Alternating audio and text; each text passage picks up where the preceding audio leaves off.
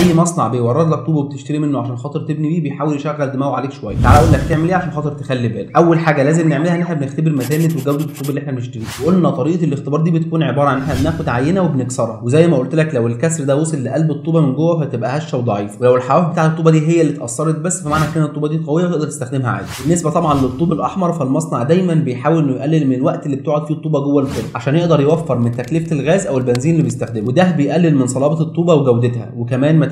لازم اتاكد ان اللون النبيتي او الاحمر ده واصل لغايه قلب الطوبه من جوه، فبالتالي بعرف انها قعدت في الفرن الوقت الكافي المطلوب. بالنسبه بقى للطوب الاسمنتي كل ما يكون افتح واخد درجه الرصاصي او الرمادي الفاتح ده كل ما يكون اتعرضت للشمس وقت اطول، ومعنى كده ان الاسمنت نشف اكتر والطوبه بقت امتن. دايما في الطوب الاسمنتي المصانع بتحاول انها تقلل من عدد الساعات اللي بتعرض فيها الطوب للشمس عشان تبيع اسرع وتكسب اكتر في وقت صغير وقليل، فيديك طوب بيسموه طوب اخضر لسه طري غير صالح للاستخدام. الحاجه اللي بعد كده بتاكد ان حواف الطوبه نفسها سواء في الطوب الاحمر او الاسمنتي انه شارب جدا وحاد جدا، والحواف بتاعته مش متاكله ومش متكسره، وكمان ابعاد الطوب تكون مقاساته مظبوطه وقد بعض بالظبط. اتاكدنا خلاص ان الطوب بتاعنا مظبوط ونضيف واقدر ان انا اشتغل بيه كويس جدا. المشكله الثانيه اللي بتقابلني لما بكون في موقع وشغال وفيه كميه طوب كتيره جدا انا مشونها فما اقدرش ان انا احسبها او اعدها كويس. كل اللي عليا عشان خاطر اعد الطوب ده واستلمه مظبوط في وقت قصير ان انا اعمل حاجه مهمه جدا، وهو ان انا اخلي العمال اللي بيشونوا الطوب بتاعي ان هم يرصوه رصه منتظمه، واخد ابعاد الرصه دي نفسها ليها طول في عرض في ارتفاع واقسمها على 5 في 5 في 10، وبسهوله جدا هيطلع لي العدد اللي موجود قدامي في الرصه في الموقع. طبعا بيكون في نسبه خطا، فلو النسبه دي قليله سواء 100 طوبه تحت او 100 طوبه فوق مش مشكله، استلم عادي وانت مطمن. والحل الثاني انك تعد الصفوف اللي موجوده كلها في قلب الرصه وتشوف كل رصه فيها كام طوبه وبعد كده تضربهم في عدد الصفوف الموجوده كلها، والطريقه دي تكون ادق واحسن. وخلي بالك ساعات المصنع اللي بيشون لك او العمال بيرصوا الطوب نفسه بطريقه غير منتظمه، وده عشان خاطر يشتتك ويخليك ما تعرفش تحسبهم كويس وبالتالي يضحك عليك. دي نقطه مهمه جدا وتخلي اللي قدامك صعب انه يضحك عليك عشان خاطر انت فاهم ازاي تستلم حاجتك في الموقع بالطريقه المظبوطه. انا محمود مختار وده كان فيديو النهارده. سلام.